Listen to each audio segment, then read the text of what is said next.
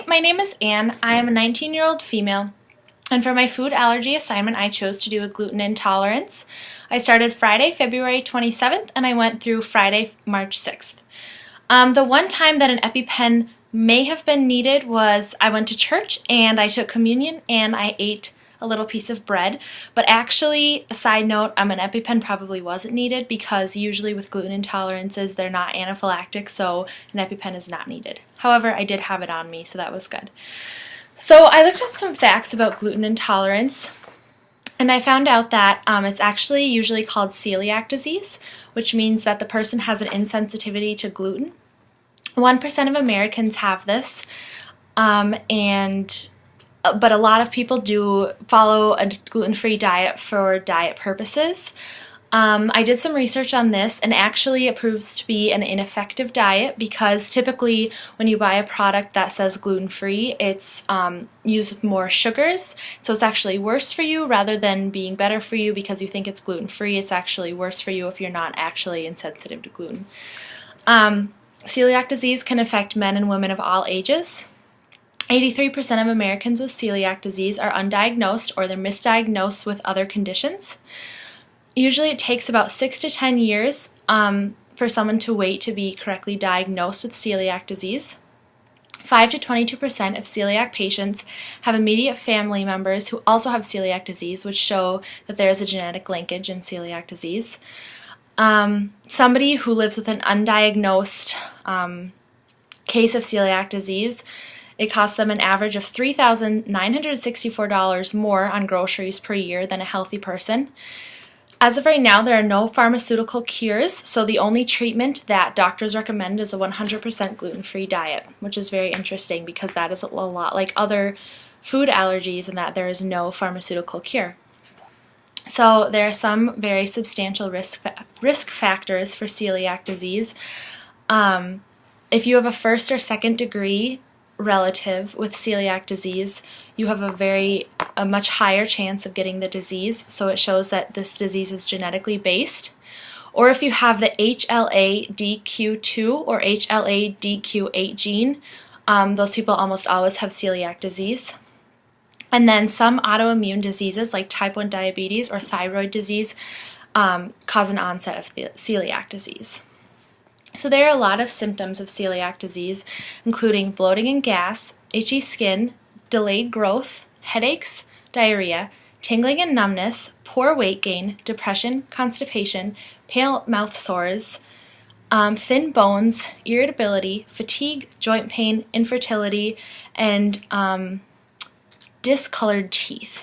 So that's kind of a wide range of symptoms, but actually some people don't show any symptoms at all, so that kind of shows why some people wait 6 to 10 years to be diagnosed with celiac disease.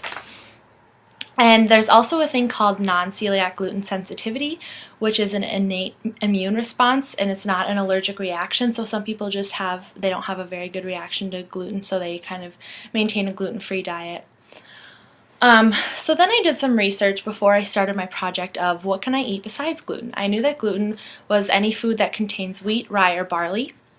So I found out that I could eat brown rice, quinoa, corn flour, cornstarch, guar gum, tapioca starch, potato flour, potato starch, almond flour, soy flour, sweet rice, buckwheat, or lentils. So I kind of kept those things in mind, and I actually didn't realize that you could eat rice until a couple days into the project, and that's when I started getting my carbs. But when I first started the project, I was just basically eating salads and proteins and veggies and fruit every day. But that wasn't very sustainable, so I started eating rice.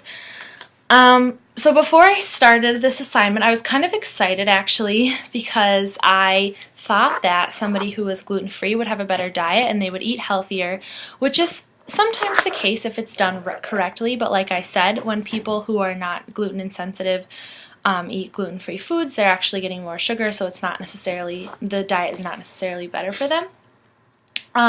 So then I did research and found out all the information that I just told you, and so I just try to eat as healthy as possible, which is pretty difficult at first actually. So I live on campus and I have to eat at the Anderson Center daily, and I found out that they don't label anything, which was really convenient.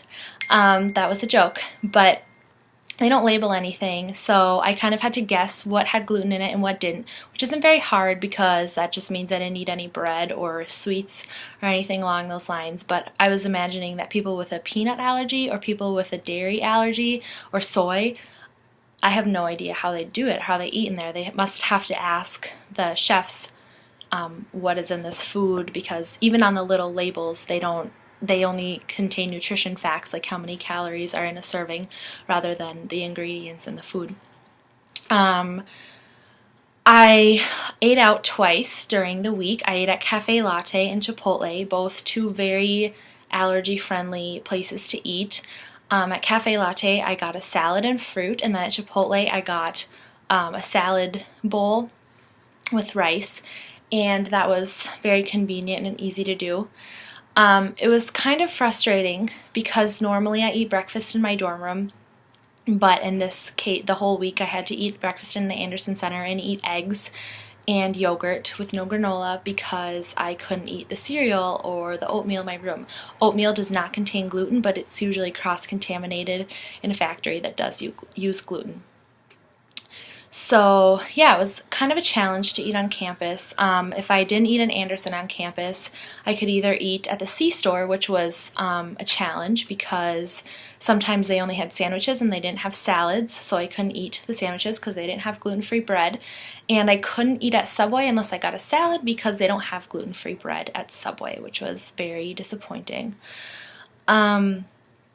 I made some behavioral changes. Obviously, I didn't eat gluten, and some people would try to just be like, oh, it's just an assignment, you don't really have to pay that close attention, which is true, it was just an assignment, but it kind of made me think that there probably is some stigma around really having a food allergy, and a lot of people kind of downplay it, and they're kind of like, oh, you'll be fine, just eat it, or it's not that hard to avoid. But like the lady that came in and spoke to our class talked about you don't know what kind of allergy somebody has, whether it's a contact allergy or an airborne allergy, so we really need to, I think as a society, be more aware of these allergies and kind of adapt to them and figure out ways that we can be more allergy friendly as a society and in our communities rather than kind of treating it as a taboo subject. I also found out that it's good to have a really good support system. I have a friend who is gluten sensitive. He's not celiac, but he is sensitive to gluten, and so he kind of helped me through it, and he helped me realize, okay, this has gluten, this doesn't, you can eat this, you're fine with this, and that really helped a lot, and it helped to have him there to kind of guide me, and I think that for somebody with a real food allergy, that would be really beneficial as well. But all in all, I had a really good experience with this assignment. It was eye-opening. It was completely mind-boggling to actually live with this allergy for a week and to experience it firsthand, and I'm really grateful for the opportunity, and I learned a lot more than I would learn just by doing research on an illness or an allergy. Thank you.